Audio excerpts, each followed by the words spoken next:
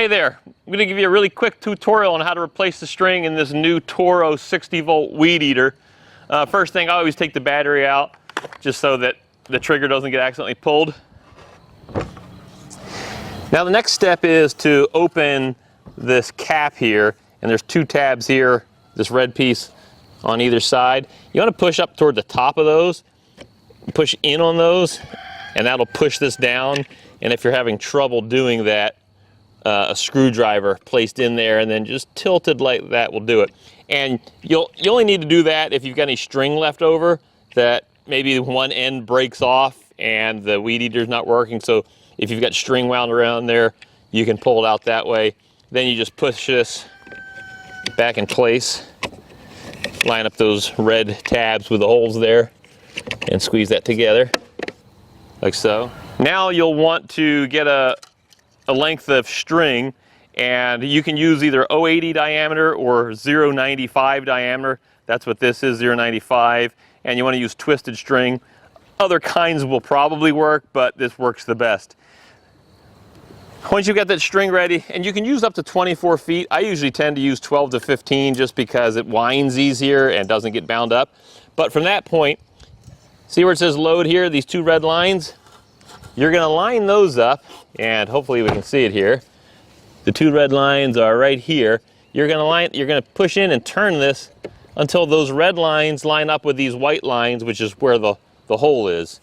Hopefully you can see what we've got there.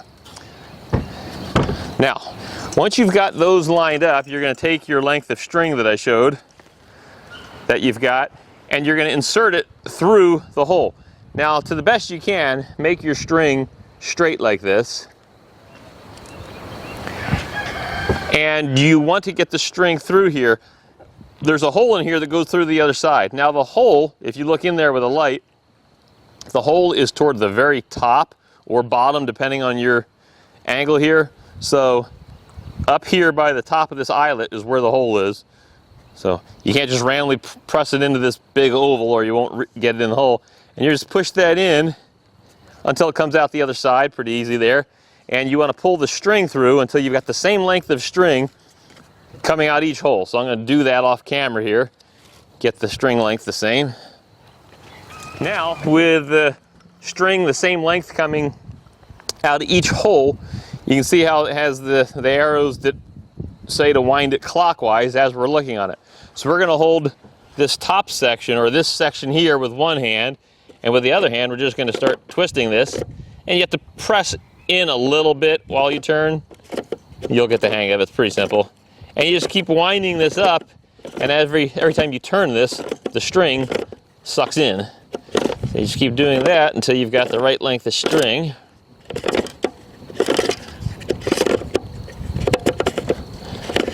And here's the cutoff blade here on the housing.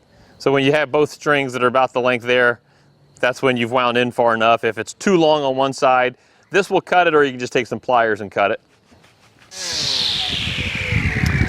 All right, it's running. It's that easy.